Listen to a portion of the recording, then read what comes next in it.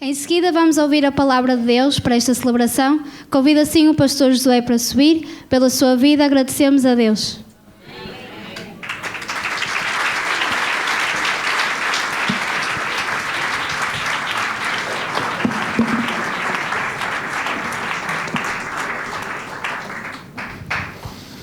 Aleluia, glória a Deus.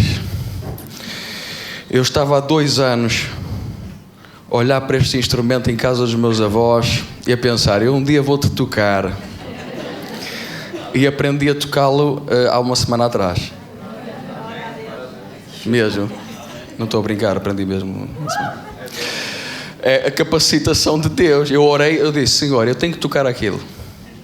Amém? Eu quero te pedir que eu possa tocar aquilo. Bandoneon argentino está ali, parado em casa dos meus avós, a ganhar pó. E vai haver uma música que eu vou tocar aquilo. Glória a Deus. Glória ao teu nome, Senhor. Quando Deus chama, Deus capacita. Amém? E o Senhor vai sempre capacitando. E a questão da capacitação tem muito mais do que aquilo que é imediato. Há algo que transparece, há algo de profundo, há algo de íntimo, há algo de conteúdo. Amém? Há um conteúdo. E é isso que eu queria que passasse nesta noite. Eu creio que há aqui pessoas que nunca viram nada assim. Nunca viram, se calhar, um povo que ama Deus mesmo, mas um povo que ama Deus mesmo. Amém? Um povo que tem visto o mover de Deus de uma forma tremenda, tem visto coisas lindas com Deus, coisas lindas, coisas grandes, coisas tremendas. Nós éramos capazes de estar aqui uma semana inteira, 24 sobre 24 horas, só ouvir testemunhos de toda a gente aqui. É tremendo o que Deus tem feito nas nossas vidas. E nós oramos por todas essas crianças, todos esses jovens, todos esses adolescentes. Porque o mundo o inimigo vai tratar de fazer tudo para os deitar abaixo e lhes dizer que eles são pequenos, que eles não têm valor, que eles são insignificantes, que eles não são importantes, que eles não podem fazer nada. Mas o inimigo sempre faz isso porque eles foram chamados luz, vós sois a luz do mundo. E ele sabe que a luz tem que ser colocada lá em cima. Amém? Não pode ser tratada como mais um pedaço de chão. Deus tem coisas lindas, tem coisas muito grandes para começar já. Para começar já, como começou com Samuel. Ainda era uma criança quando ele começou com Samuel. Chamou Samuel. E ele estava sozinho com um sacerdote idoso chamado Eli. Estava sozinho, foi ter com o sacerdote. Chamaste-me? E ele, não, volta para a tua cama, não te chamei. Amém? Samuel começou a ouvir a voz de Deus. No dia seguinte até tremeu para entregar aquela palavra dura a Eli, aquela repreensão ao sacerdote, aquela palavra que veio de Deus. Uma criança. Quando Jeremias, ainda criança, disse, Senhor, o que é que tu queres de mim? Eu ainda sou uma criança. E Deus disse, não digas que és uma criança, porque desde o ventre da tua mãe eu te escolhi, às nações te dei por profeta. Ainda era uma criança. Isaías viu o trono de Deus em visão, ainda era uma criança. Amém? Glória a Deus. E Deus tem usado muitas crianças.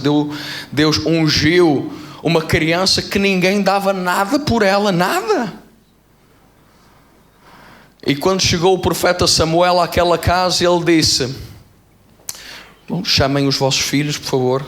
Veio um, grande, alto, lindo, fantástico. Ele, certamente, este é o escolhido do Senhor.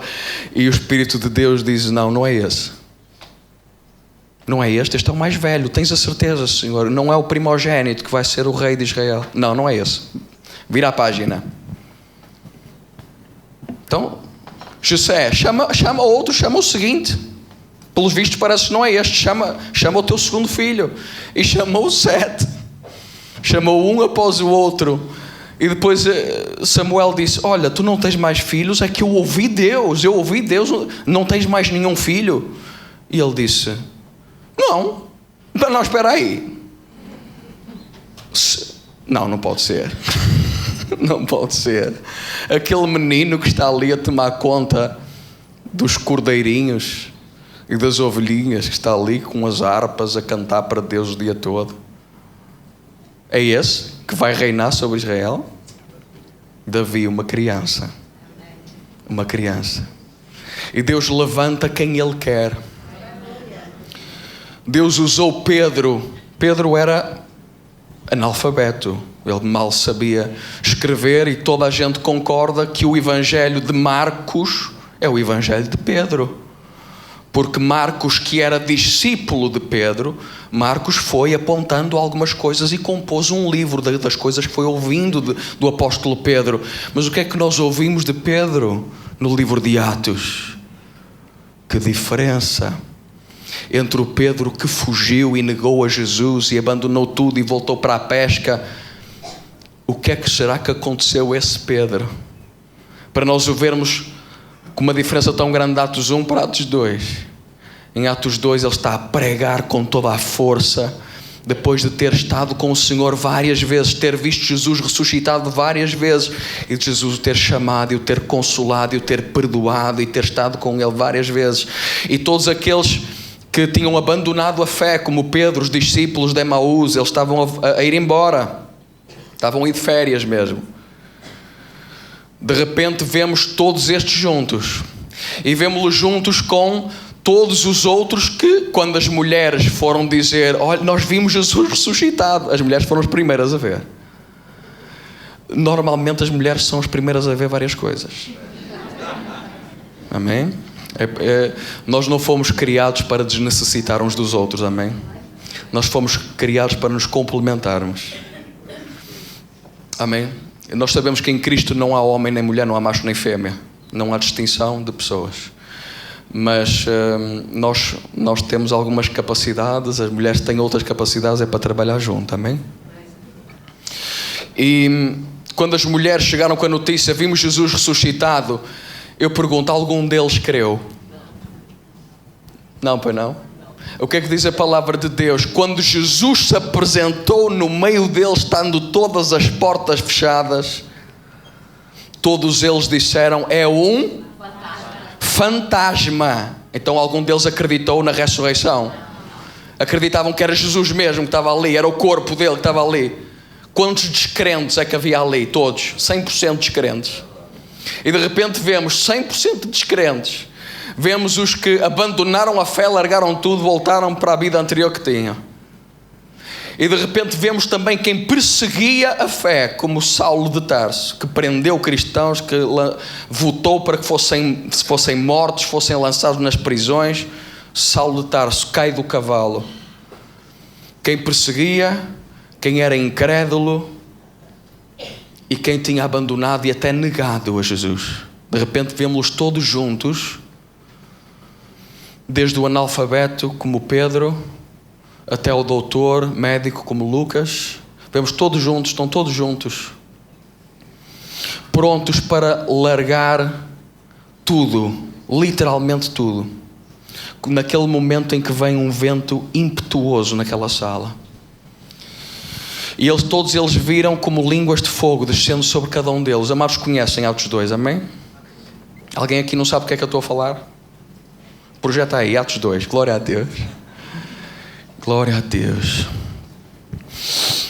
E desciam as línguas de fogo sobre cada cabeça. E eles começaram a falar em línguas e um mover tremendo de Deus naquele lugar. O que é que será que aconteceu? Que de repente esta gente cheia de medo, esta gente incrédula, esta gente que negou, que largou tudo, o que é que aconteceu? Que estão todos juntos,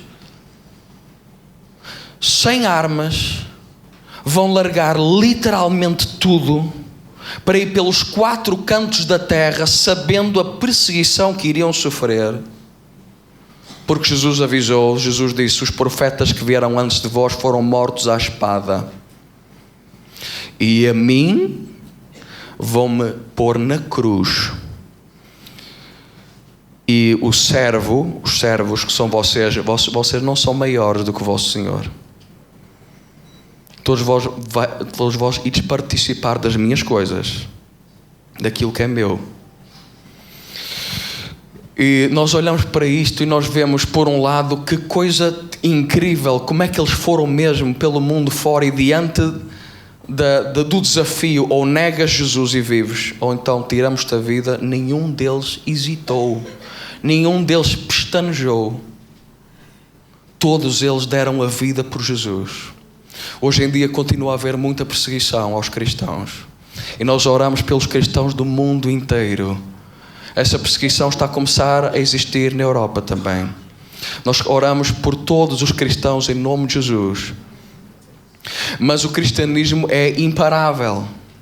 É imparável. Sem a força das armas, destronou o maior império do seu tempo. Há pessoas que dizem, foi Constantino. Eu já ouvi até quem dissesse, Constantino inventou o cristianismo. Inventou.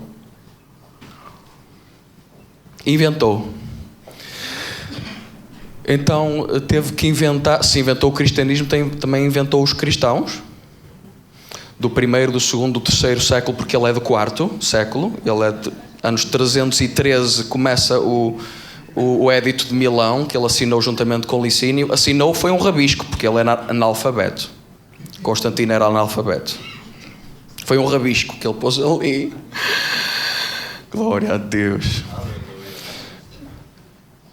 Quem é que inventou os cristãos todos desde o primeiro século? A primeira grande perseguição com Nero, ano 64 depois de Cristo. Quem é que inventou isso? Quem é que deixou Roma ficar mal na fotografia durante esses séculos todos?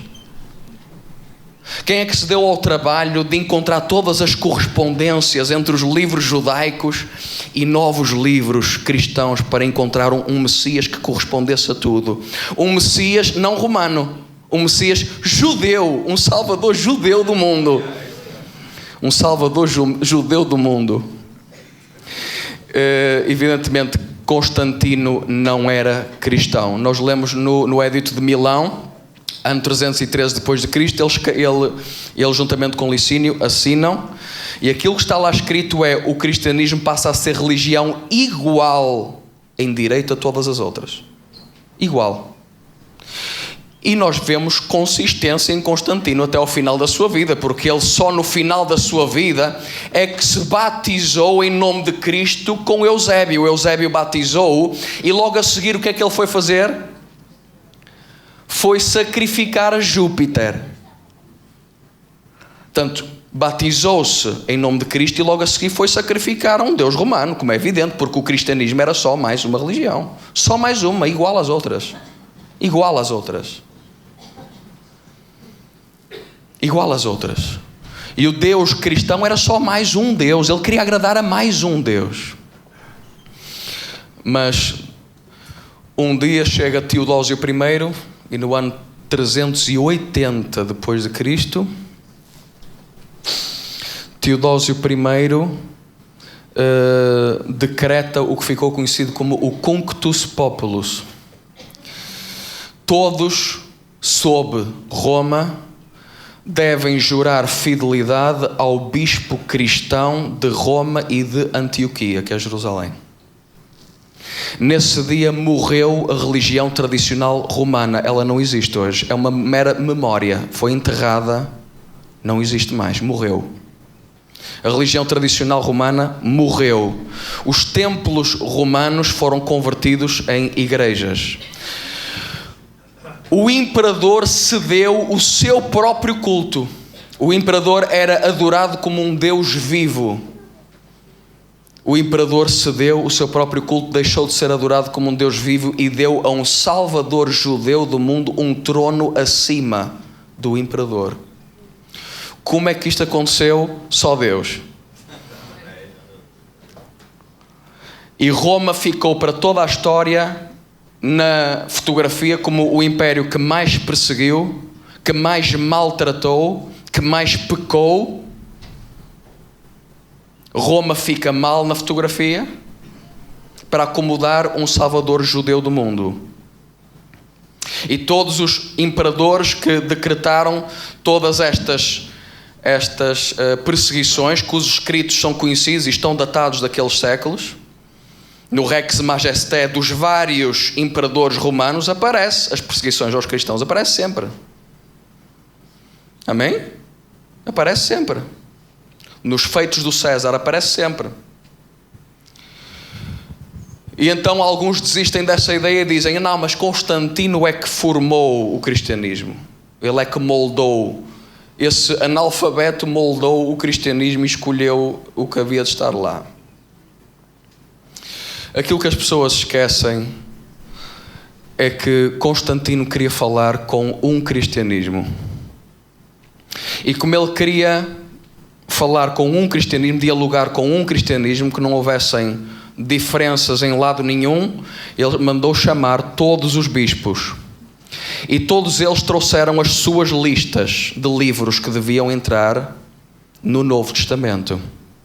E a mais antiga dessas listas está datada do ano 150 a.C., mais de 150 anos antes do Concílio de Niceia. Para quem não percebeu, Constantino ainda não era vivo. Amém? E essa lista, que se chama o Fragmento Moratório, tem lá todas as cartas de Paulo. Tem lá o livro do Apocalipse, o polémico livro do Apocalipse, está lá. Está lá. As listas coincidiam em grandíssima medida. E foram rejeitados apenas aqueles ditos e escritos que não eram tidos por toda a cristandade como o cristianismo. 2 pessoas no Concílio de Niceia votaram contra a divindade de Jesus. Todos os outros que lá estavam disseram: as Escrituras não mentem. O mesmo Senhor que apareceu várias vezes na história, que apareceu a Abraão e foi adorado por Abraão, apareceu ladeado de 2 anjos, e Abraão adorou ao Senhor antes desses 2 anjos entrarem em Sodoma. Amém? Toda a gente conhece essa história. Veio o Senhor e Abraão prostrou-se e adorou. O Senhor apareceu. O Senhor apareceu. E a seguir vemos Moisés, Arão, Nadab, Abiú, 70 dos anciãos de Israel viram o Senhor. E a seguir vemos o príncipe do exército do Senhor aparecer diante de Josué com uma espada, e Josué prostra-se e adora. Que príncipe é esse que aceita a adoração? Se nós vemos pela palavra de Deus que os anjos de Deus não aceitam adoração. Os anjos de Deus. Eu não estou a dizer os anjos caídos que aceitam serviço da bruxaria. Eu estou a dizer os anjos de Deus não aceitam adoração. Amém? E Iemanjá aceita a adoração. Amém? Aceita a adoração. É um príncipe do inferno, claro que aceita a adoração. Os anjos de Deus não aceitam a adoração. É isso que está em Apocalipse. Amém? Na última folhinha do Apocalipse, toda a gente pode encontrar. João vê um anjo, vê um ser glorioso e pensou: este é Deus. E prostrou-se, começou a adorar. O anjo disse: olha, não faças isso, também eu sou conservo teu do mesmo Senhor. Amém? Quem foi este que foi aparecendo na história? Quem foi este que Isaías viu no trono? Quem foi este que apareceu na fornalha com Sadraque, Mesaque e Abednego, que os livrou do poder do fogo? E Nabucodonosor, que se achava poderosíssimo, ele disse: quantos homens é que nós atiramos lá para dentro da fornalha? Não foram 3? Como é que eu estou a ver ali um 4º homem a passear-se no meio deles? E o rosto dele é semelhante ao Filho dos Deuses. Isso está no livro de Daniel. Está em todos os livros do Antigo Testamento, os livros que os judeus têm na mão. Agora eu queria pedir que fosse projetado, por favor, Daniel 9. Nós vamos ler a partir do versículo 20.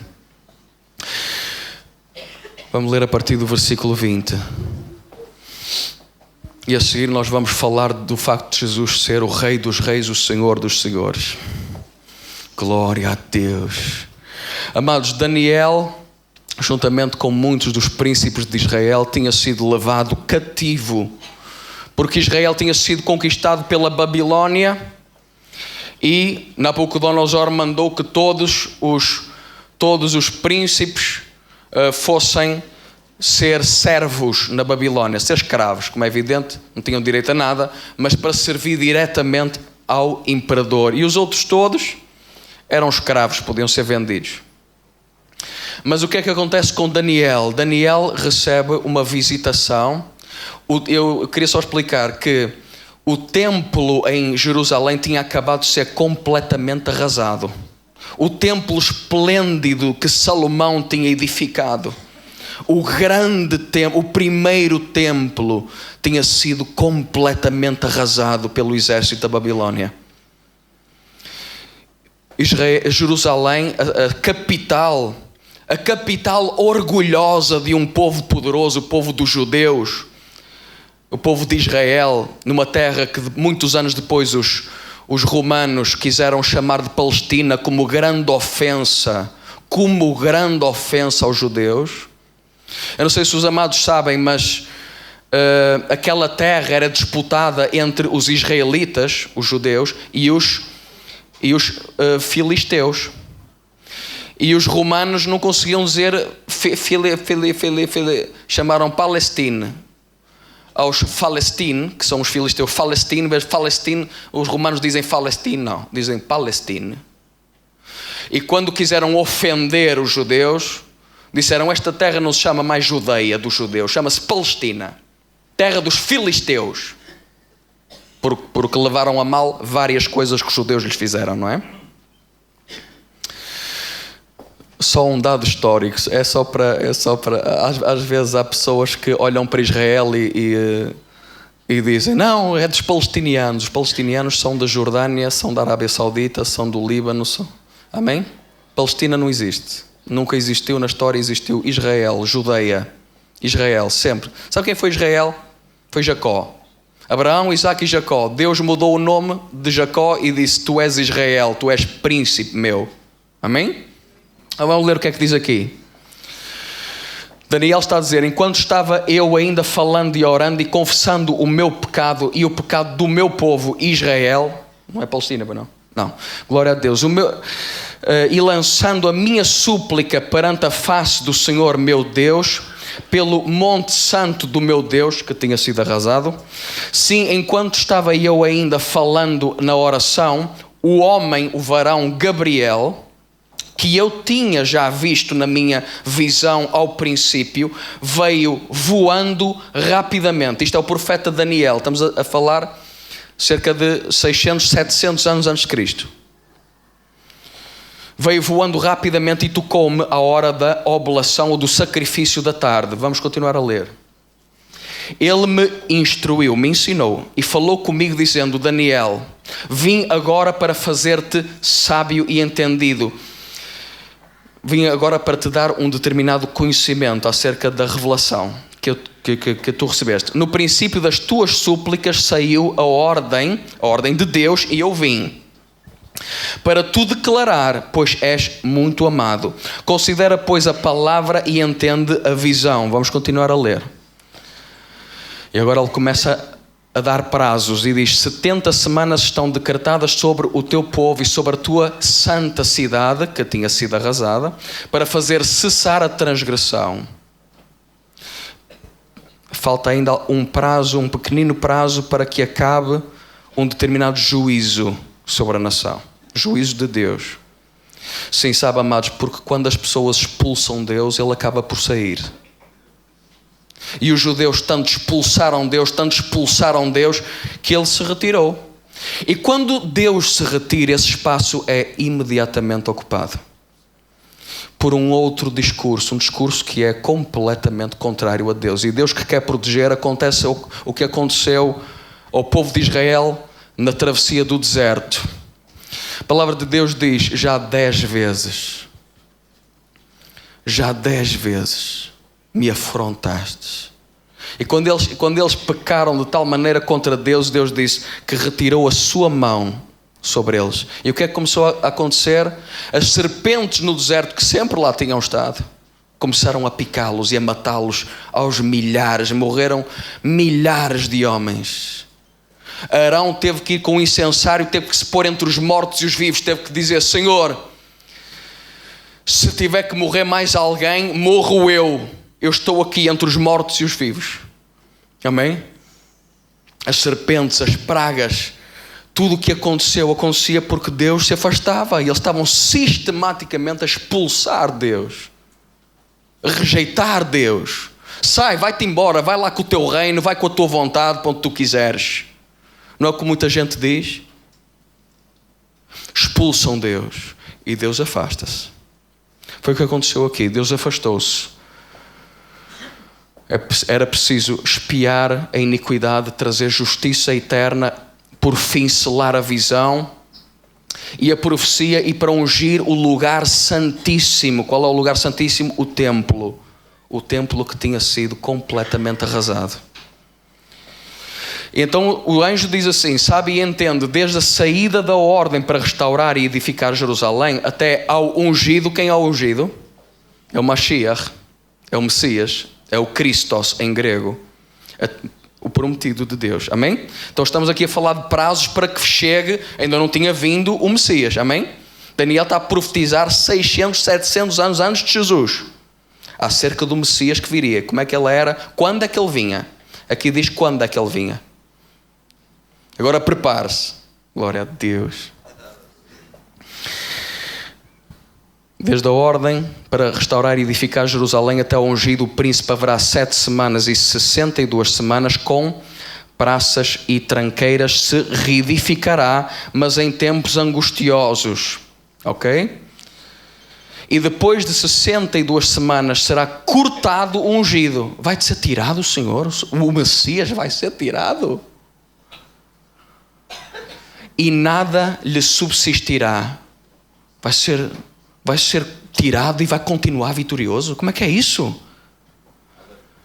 O Messias vai ser cortado, vai ser tirado e vai continuar a ser vitorioso de tal maneira que nada lhe subsistirá. E ele aqui não está a perceber o que é que está a acontecer aqui. E o povo do príncipe que há de vir, no original diz o povo que virá a ser do Messias. Alguém tem essa tradução? O povo que virá do Messias, que virá a ser do Messias, o que é que esse povo fará? Destruirá a cidade e o santuário. Então vão ser reedificados e vão ser destruídos outra vez. E o seu fim será como uma inundação. Até ao fim haverá guerra, estão determinadas assolações. Glória a Deus. Vamos só ler até aqui. Esta palavra, nestes 2 versículos, o 25 e o 26, é uma palavra profética que tem 4 profecias. Primeira profecia completamente impossível.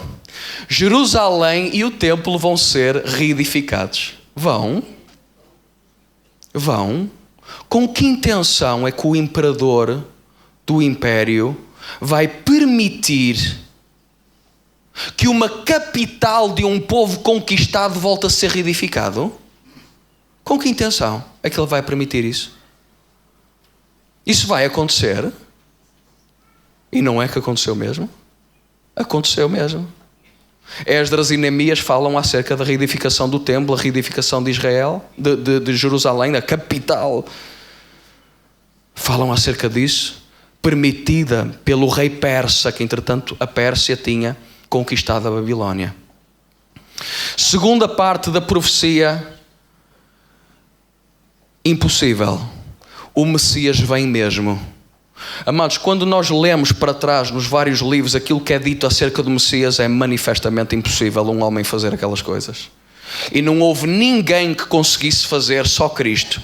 Amados, a partir do momento em que o templo de facto foi reedificado e Jerusalém foi reedificada, começaram a aparecer Messias. Começaram a aparecer Messias, supostos Messias, um após o outro. Porque eles sabiam que a seguir ao templo ser reedificado, a seguir tinha que vir o Messias. Era o tempo de vir o Messias. Só que eu pergunto, quantos desses supostos Messias nasceram em Belém? 0. Quantos desses supostos Messias sofreram tendo as suas mãos e os seus pés perfurados, conforme Davi profetizou 1000 anos antes de Cristo? Quantos desses Messias aconteceu isso? 0. Quantos supostos Messias entraram em Jerusalém montados num jumento e foram aclamados com hossanas? Quantos? 0. Amém? Nenhum. Até aqui, Jesus 3, outros 0. 60 outros Messias 0. Glória a Deus. Quantos deles afirmaram ter nascido de uma virgem? 0. Quantos deles foram traídos por um amigo pela exata quantia de 30 moedas de prata que serviram para comprar um terreno de um oleiro? 0. Jesus 5, 60, 0. Quantas profecias é que Jesus cumpriu ao todo? Jesus cumpriu 105 profecias. 105 profecias. Os outros não cumpriram uma sequer. Uma. Jesus cumpriu-as a todas, porque era humanamente impossível cumprir aquilo. Humanamente impossível fazer todas aquelas coisas. Então este era o tempo em que o Messias teria que vir, depois do templo estar reedificado. E nós, quando lemos a palavra de Deus, vemos que Jesus vai ao templo. O templo estava de pé. Amém? Glória a Deus. Segunda parte da profecia, o Messias viria mesmo. Era impossível, mas está aqui. Diz que ele viria. Terceira parte impossível, ou terceira profecia impossível. O Messias sendo tirado, o templo e a cidade santa voltariam a ser arrasados, destruídos. Amados, depois do templo ser reedificado conforme foi, e depois de Jesus chegar e de Jesus ir, no ano 70 depois de Cristo aconteceu o que todos nós sabemos. Depois de Herodes ter feito aquelas obras esplêndidas no templo, quando Jesus ainda andava aqui, e lhe perguntaram: Jesus, o que é que tu achas destas obras magníficas que Herodes mandou fazer? E Jesus disse: não vai sobrar pedra sobre pedra. Toda a gente disse: é impossível. É impossível. Ninguém vai querer destruir uma das maravilhas do mundo. É impossível isso. E não é que aconteceu. Onde é que está o templo hoje? Está debaixo de uma mesquita. Al-Aqsa. Não é? Onde é que está o templo hoje? No ano 70 depois de Cristo, Vespasiano e Tito, pai e filho, ordenaram que os exércitos confluíssem para Jerusalém, cercaram a cidade, entraram lá, arrasaram com aquilo tudo. Começou um fogo terrível dentro do templo. A cidade foi outra vez arrasada, o templo foi outra vez arrasado. O ano 70 depois de Cristo, o templo foi saqueado. Agora, quarta parte impossível desta profecia. O povo que virá a ser do Messias é que destruiu o templo. Roma veio a ser do Messias. Mas eu imagino que quando as pessoas leram isto que está aqui, as pessoas disseram assim: Roma vai ser do Messias. Roma nunca vai ser do Messias. Que é Nero. Nero vai ser do Messias. Diocleciano talvez. Qual deles o pior? Qual deles o pior? Ao longo de todos aqueles anos, a perseguir os cristãos de uma forma horrível. Terrível. Porque sabe, amado, para nós podermos dar a vida por Jesus é ganho. É ganho. Porque nós temos duas escolhas: ou vamos morrer por morte natural num corpo decadente que só morre porque está cheio de corrupção própria da sua natureza, senão não morria sequer. Morre por causa dos seus pecados, ou então morremos por amor a Jesus. E todos estes se alegraram de o fazer. Todos. Para eles todos foi ganho, porque a escolha entre morrer por causa dos seus pecados num corpo decadente que é para a morte, que não tem salvação possível, ou que a sua morte seja dando a vida por Jesus, todos eles consideraram isso um ganho. Os cristãos que foram lançados aos leões e que Deus na sua misericórdia fechou a boca aos leões, está escrito no livro dos mártires, quando eles se apresentaram outra vez diante do imperador, pediram para ser atirados outra vez. Tremendo isso. Tremendo isso. Amado, pode dizer amém? Amém.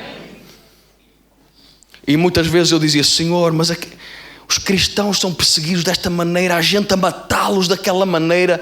E o Espírito Santo disse assim, aqueles que matam dão testemunho dos seus horrores interiores, mas os que morrem, morrem por amor a Jesus. Amém? Cada um mostra aquilo que é. Cada um mostra aquilo que é. Bendito e louvado é o nome do Senhor. Nós vamos só... Eu queria pedir que fosse projetado o cartaz desta noite. Que horas são? Eu não consigo ver. São 8? Vamos despachar que só temos mais um momentinho com as crianças e depois encerramos. Amém? Quê? É preciso mais tempo? Não, amém. Glória a Deus. Será que dá para ampliar isto?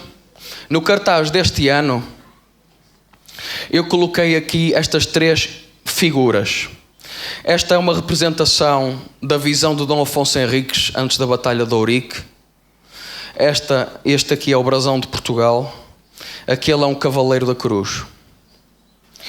Há tempos eu falava com uma pessoa que me disse, Jesus, o que é que diz? Jesus, quem é que foi? Jesus não foi nada de importante, Jesus foi uma porcaria, foi assim que ele disse. Eu perguntei-lhe assim, olha, quantos reis já se ajoelharam à tua frente? Quantos reis já se ajoelharam à tua frente? E agora diz-me, em 2000, neste momento, 2015 anos, quantos reis se ajoelharam diante do nome de Cristo? Quantos foram? Quantos reis já dobraram o joelho diante da cruz? Diante da cruz. Quantos foram? Alguém sabe contá-los?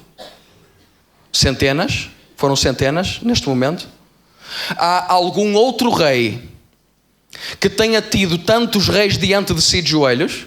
Diante do seu nome, diante do seu símbolo? É por isso que eles disseram, o meu rei é o rei dos reis. Ele não vai ser, ele já é. Ele tem sido ao longo de 2015 anos rei dos reis. E vai ser para sempre. Então este não é importante? Jesus não é importante? Este que divide a história antes de Cristo, depois de Cristo, que tem ao longo de 2015 anos um recorde de reis a dobrar o joelho à frente dele, o Senhor dos Senhores, sim, porque aquele que está ali, todos os nobres, todos os cavaleiros, todo o clero, toda a nobreza eram senhores, todos eles em Portugal, em todo o Ocidente, todos eles dobraram o joelho diante do Rei dos Reis, do Senhor dos Senhores, todos. Amém, amados? Eu queria, com esta imagem, eu queria só explicar uma coisa. Dom Afonso Henriques ainda nem sequer era rei, e depois daquela opressão islâmica sobre a Península Ibérica, que começou no 8º século depois de Cristo, quando Tariq ibn Zayed entrou por aquela que ele chamou a montanha de Tariq, Jabal Tariq, que ficou conhecido como Gibraltar, que é Jabal Tariq. Entrou por ali, começou por vencer aquele rei perverso, um rei visigodo cristão, era cristão, mas só de nome, porque ele era perversíssimo. E já que ele o tinha conquistado, rapidamente, conquistou o rei, rapidamente tomou posse da Península Ibérica. As coisas que eles fizeram na Península Ibérica são tremendas. As crónicas dizem que as pessoas se rendiam a eles, e eles com as pessoas faziam montanhas de cabeças de tal modo altas que uma pessoa a passar por um lado não conseguia ver a pessoa a passar do outro lado. Foi o que os muçulmanos fizeram aqui, na Península Ibérica, aos nossos antepassados. E então este homem, Dom Afonso Henriques, pega na espada, não é? E vai por aí abaixo. Glória a Deus. E ele fazia várias incursões mais a sul, no movimento de flanqueamento. Ele obrigava os mouros a recuar, porque se estavam a ser atacados atrás, eles tinham que descer de norte para sul para ir ajudar atrás. E assim eles iam recuando. E Dom Afonso Henriques pensou: eu vou até bastante a sul. Amém? Sim. Vou até bastante a sul. Eles não estão à espera disso, enganou-se. Saíram-lhe ao encontro 5 reis mouros, 5 exércitos preparados, numa desvantagem numérica impressionante. Aquela batalha era uma batalha perdida. Era uma batalha perdida. O nome de Dom Afonso Henriques era para ter sido riscado dos livros da história naquele dia. Esses 5 reis mouros ainda estão representados no brasão de Portugal, na nossa bandeira. Foram 5 que foram derrotados na Batalha de Ourique. A vitória foi de tal maneira grande, porque Dom Afonso Henriques tinha dito: mas Jesus apareceu-me e garantiu uma vitória. E é isso que está retratado aqui, no milagre da Batalha de Ourique. A batalha e a vitória foi de tal maneira tremenda que ele começou a ser chamado Rei dos Portugueses. Ainda nem sequer havia Portugal. As pessoas diziam: Deus é com Dom Afonso Henriques, porque ele ainda nem sequer era rei, enfrentou 5 reis mouros. E aqui vemos o primeiro rei de Portugal de joelhos diante do Rei dos Reis e do Senhor dos Senhores. Esse que alguns dizem que não é importante e que tem posto de joelhos os reis até hoje no Ocidente. Desde o primeiro até o último rei de Portugal, todos dobraram o joelho diante de Cristo. Todos, com os seus valentes, com os seus bravos, todos dobraram o joelho diante do Rei dos Reis, o Senhor dos Senhores. Amém, amados? Porque Ele é quem Ele diz ser. Não foram só os 3 reis magos que buscavam o poder terreno e o poder espiritual da magia. Eles eram mágicos, os reis magos, mas quando eles viram quem tinha acabado de chegar, eles dobraram os joelhos, renderam-se. Eles disseram: o poder deste é maior. Nós queremos esse poder. Até o dia de hoje, os bruxos, as bruxas, feiticeiros, feiticeiras, toda a gente da magia, magia branca, magia negra, não importa o que seja, candomblé, chame-lhe o que quiser, todos eles, quando há um confronto com Cristo, dobram o joelho. Não tem hipótese nenhuma. Os missionários são enviados para os 4 cantos da terra, para sítios onde nunca se tinha ouvido falar do nome de Jesus. Quando encontram alguém endemoninhado, expulsam aquilo tudo em nome de Jesus, sai tudo. Sai tudo. Todo aquele demónio, sai tudo que estiver ali. A pessoa nem sequer ouviu falar do nome de Jesus. O nome de Jesus tem autoridade, tem poder em toda a terra. Amém, amados? E por causa disto nós celebramos Natal, celebramos um Rei que é poderoso hoje, que todos os dias nasce no coração de alguém. Todos os dias é Natal para alguém. Tomara que seja para si esse dia hoje. Amém? Se alguém não conhece Jesus, se ele ainda não nasceu no seu coração, se ainda não o convidou a entrar, como diz em Apocalipse 3:20, Jesus disse: eu estou à porta e bato. Se tu ouvires a minha voz e me deixares entrar, eu entrarei e cearei contigo e tu comigo. Eu estou à tua porta, estou a bater. Se tu ouvires a minha voz e me deixares entrar, eu entrarei, cearei contigo e tu comigo. E a partir desse momento Deus vai começar a agir. E agindo Deus, quem impedirá? Nada nem ninguém. Amém? Glória a Deus.